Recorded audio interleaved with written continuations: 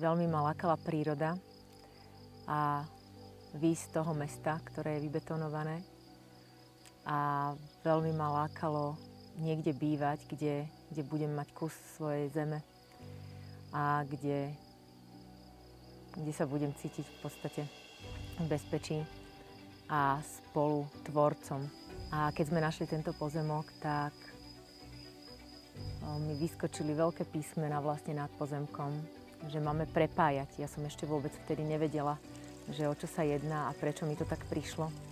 A tak sme začali vlastne stavať domček našich snov pre naše deti a možno aj pre budúce generácie, aby sa tu stretávali. To je taká moja taká vízia, že by sa tu stretávala vlastne rodina. Že nemám to, že niečo vlastním, v podstate je to všetkých a veľmi rada by som sa o to podelila.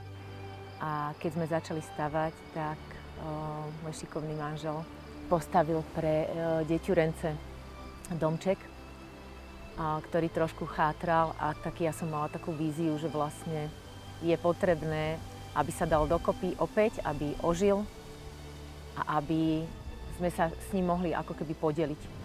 Tak preto ma napadli pobyty v ústraní.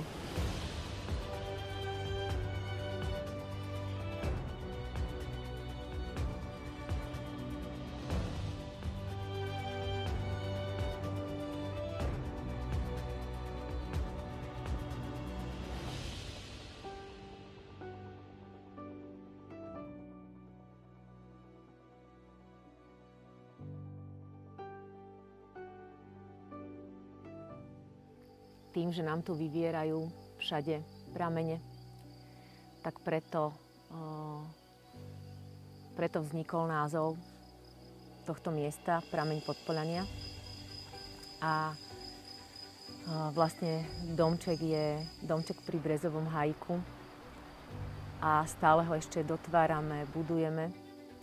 A veľmi rada by som sa, alebo radi by sme sa podelili o také naplnenie. To, čo som cítila ja, keď som chodila vlastne každé ráno k tomu domčeku a sadla som si tam na lavičku, tak som cítila takú úplnú slobodu. Tým, že je tu zastúpenie všetkých živlov, že dá sa tu urobiť ohník, tečú tu potoky, to zúrčanie potôčika úplne ukludňuje a ako keby vymýva tie emócie, ktoré už držať nemusíme. A takisto je tu nádherný štebot vtákov, takže akokoľvek malebne to znie, tak je to pravda, že je to tu tak, ako hovorím. Aspoň pre mňa určite. A budem rada, keď sa to tu začne pomaličky hemžiť ľuďmi a že si sem prídu ľudia zacvičiť. Máme tu vyrobené z dreva pódium, takže dá sa tu aj stanovať. A máme tu miesta, kde sme podávali kvety ako dary Matke Zemi, že nás tu prijala na tomto mieste. Stále si to tu viac a viac vážime, že tu môžeme byť. Tu máme nádherné podpolianské prostredie, sme pod Poľanou, máme výhľad na Poľanu, na horu Poľana, máme tu Brezový háj a ja cítim, že tu som doma. Tu som zapustila svoje korene a mohla pustiť tú kotvu.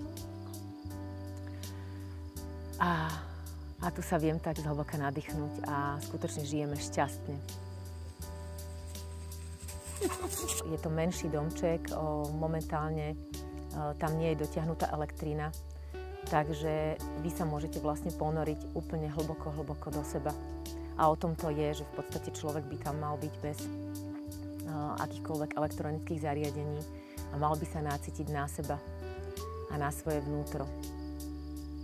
Čo viem ja poskytnúť, okrem teda stravy, ktorú varím s láskou, tak je aj sprievodcovanie. Čiže človek, keď bude potrebovať si pohovoriť alebo byť vypočutý, alebo len tak proste byť s niekým aj v tichu, tak viem ho podporiť v tomto procese rôznymi metodami, alebo len tak proste byť pri ňom.